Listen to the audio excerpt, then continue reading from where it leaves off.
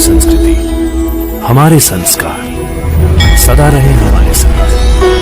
भगवान के चरणों में हमारा नमन। तो गुरुदेव जी, द माधव वाईटी शो के द्वारा एक प्रश्न आया है कि एक उत्तम ब्राह्मण में क्या क्या विशेषताएं होनी चाहिए। ब्राह्मणों का तेज आज के युग में खत्म कैसे होने लगा, ऐसे क्या विशेषताएं होनी चाहिए ब्राह्मणों के अंदर कि भगवान उन पे प्रसन्न रहे। बहुत ही उत्तम प्रश्न है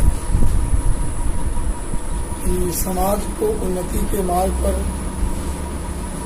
जाना चाहिए, क्योंकि यजुर्वेद में एक मंत्र आया है जहाँ पर ये कहा गया है कि ऐसा मंत्र है, ब्राह्मण ब्राह्मणो ब्रह्म वर्चसी जायता महाराष्ट्रे मंत्र है। इसमें कहा गया है कि ब्राह्मणों को हमारा देश जो है, राष्ट्र जो है, जो राष्ट्र में जो ब्राह्मण है वो ब्रह्म वर्चस्वी तेजस्वी। तो ऐसा जो वेद मंत्र कहता है, तो ब्राह्मणों को ब्रह्म वर्चस्वी होना चाहिए, तभी हमारा राष्ट्र महान होगा। राष्ट्र की उन्नति में ब्राह्मणों का जो तेजस्वी होना ये बहुत ही आवश्यक है।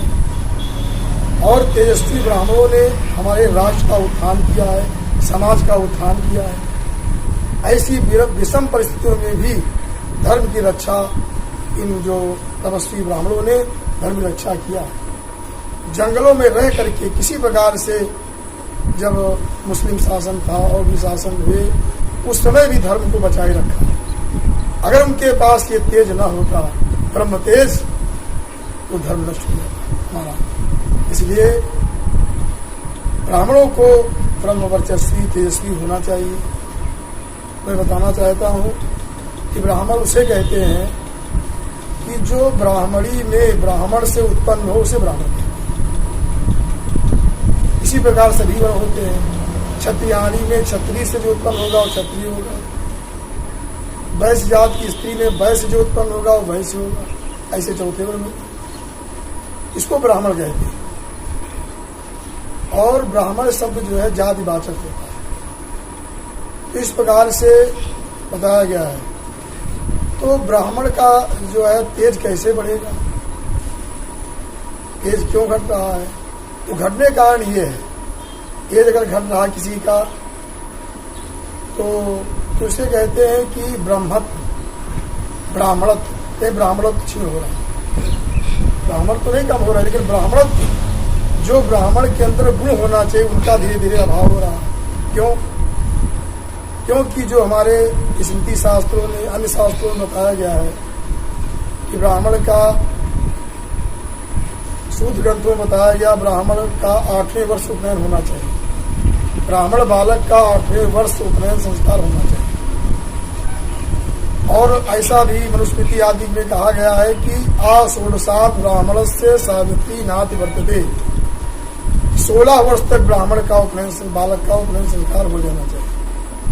सबसे उत्तम है 8वें वर्ष, लेकिन किसी किसी का मत है कि 14 वर्ष तक, क्योंकि वो एक नियम ये भी है कि गर्भ से गिना जाता है। गर्भ से गिनेंगे तो 1 साल कम हो जाएगा। तो वहाँ षोडशात् जो है वो जो है मर्यादा माना गया। आन के 2 अर्थों मर्यादा विधि, मर्यादा के अनुसार कि 16 वर्ष के पहले ही हो जाना चाहिए। एक इधर घटा, एक उधर घट गया तो 14 वर्ष हो गए। इसके अंदर संस्कार हो जाना चाहिए। ब्रह्म गायत्री दीक्षा हो और ब्रह्मचर्य बन करके समिधा आहुति प्रदान करें, अग्नि को समिधा दान करें, ब्रह्म गायत्री का जप करें, तब वो तेज की प्राप्ति हो। और आज तक देखा गया है जो ब्रह्मचर्य आश्रम में रह करके ब्रह्मदंड को धारण करता है, राजदंड को, ऐसे ब्रह्मचारी की कभी मृत्यु नहीं। तो मैं बता रहा था कि किस तरह से जो है आजकल संध्या लोग छोड़ रहे हैं। वेद का कथन है आरहा संध्या उपवासी, जब मूल ही नहीं है। अरे ब्रह्म गायत्री तो ब्रह्मास्त्र, उसका नहीं है। अगर जनेऊ, अगर मान लिया कि 30 साल पर हुआ, ऐसी बहुत परंपराएं बन गई, 30 साल पर जनेऊ होगा। अगर मान लिया किसी गांव में जनेऊ नहीं हो पाया, विवाह नहीं हो पाया, जनेऊ भी नहीं होगा। ये जो समाज में जो विसंगतियां हैं, कहते हमारी ये परंपरा, ये क्या परंपरा है? विष्णु परंपरा देखो, मानस पढ़ते हो, वाल्मीकि रामायण पढ़ते हो, भागवत पढ़ते हो, देखो राम जी का जनेऊ समय से हो गया, श्री कृष्ण का उपनयन संस्कार समय से हो गया, हम भी अपने बालक का समय संस्कार करें, तब तेज की वृद्धि होगी। वेद का स्वाध्याय करें।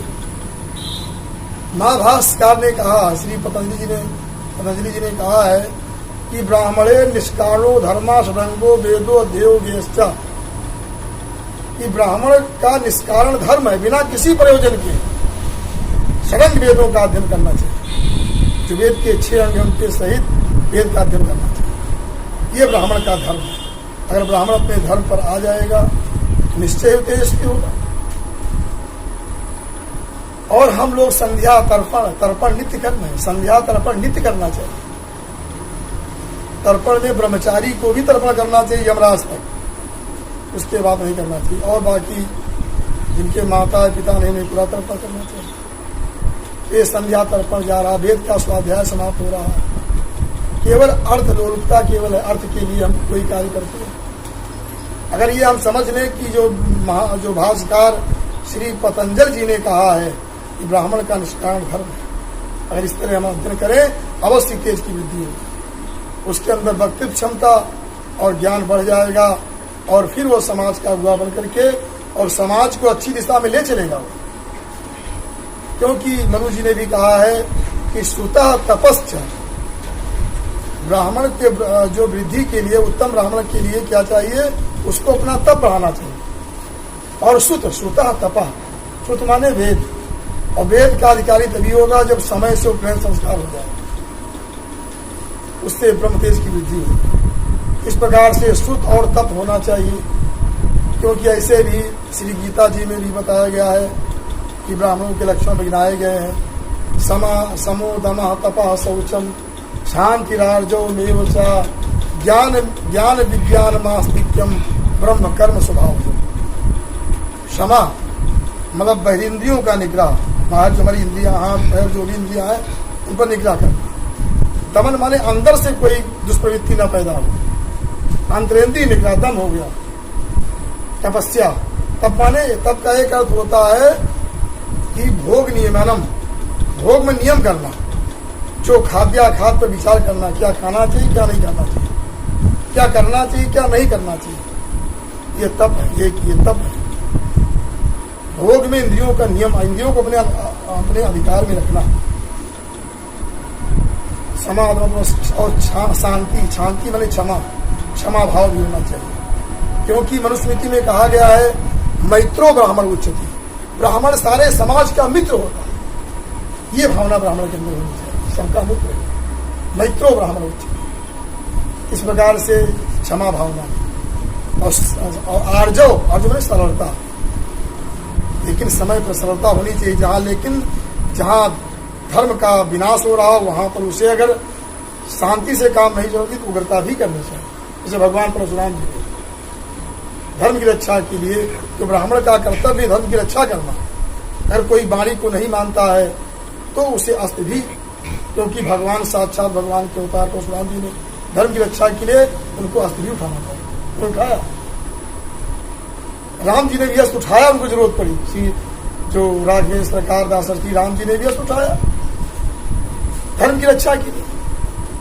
इसलिए ब्राह्मणों का एक शांति राजो मेवचा और ज्ञान विज्ञान, ब्राह्मणों को शास्त्र का ज्ञान होना चाहिए। और विज्ञान मतलब आत्मज्ञान, आध्यात्मिक ज्ञान। इस प्रकार और आस्तिकता, अपने शास्त्रों में, ग्रंथों में, वेद में, अपने जो वेद का संविधान है उस वैदिक संविधान पर जो है पूर्णतः विश्वास होना चाहिए। उसको सत्य है, उस मार्ग पर चलता है, वही वो आस्तिक होता है। ये सब इस प्रकार से ब्राह्मण का उत्थान होगा।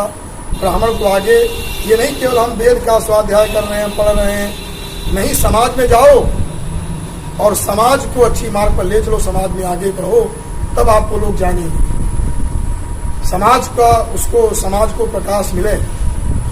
इस प्रकार से ब्राह्मणों को अपने स्वरूप का चिंतन करना चाहिए। जैसे हमारे यहाँ बहुत बड़े बड़े तेजस्वी ब्राह्मण हैं, जैसे श्री विंध्येश्वरी प्रसाद शुक्ल जी अयोध्या में विद्यमान है, सारे वेदांत शास्त्रों का ज्ञान। लेकिन ऐसे बहुत सारे विद्वान पड़े, इस प्रकार से और भी सारे ब्राह्मणों को चाहिए इस प्रकार से नित्य कर्म, संध्या, तर्पण, वेद का स्वाध्याय, होम, आहुति करते हुए और अपने जो हमने बताए ब्राह्मणों के जो 9 लक्षण, समुदमा, तपस्तपा, शौचम, इसको अपने में उतारना चाहिए। तब वो उत्तम ब्राह्मण होगा और भगवान को प्रिय होगा। क्योंकि भगवान इसलिए कहा है कि ब्राह्मणों मानकी तनु। भगवान ने कहा ब्राह्मण हमारा शरीर ही है। मैं उतना भागवत में भी कहा गया, मैं उतना प्रसन्न नहीं होता हूँ जितना कि अग्नि में आहुति दी जाए। जो ब्राह्मणों को बढ़िया सुंदर दिव्य पकवान और पायस खिलाता है उससे मैं प्रसन्न होता हूँ। लेकिन ऐसी योग्यता, ऐसा तब आपके अंदर होना चाहिए। इसलिए मैं जो माधव जी के द्वारा जो प्रश्न किया गया था संक्षिप्त रूप में उनका उत्तर दे रहा हूँ। और इस प्रकार से और ये अपने जो ब्राह्मण समाज है उसके लिए भी है कि वो समाज में आगे आवे और इस प्रकार से समाज का हित और राष्ट्र का हित करें। हमारी संस्कृति, हमारे संस्कार सदा रहे हमारे साथ।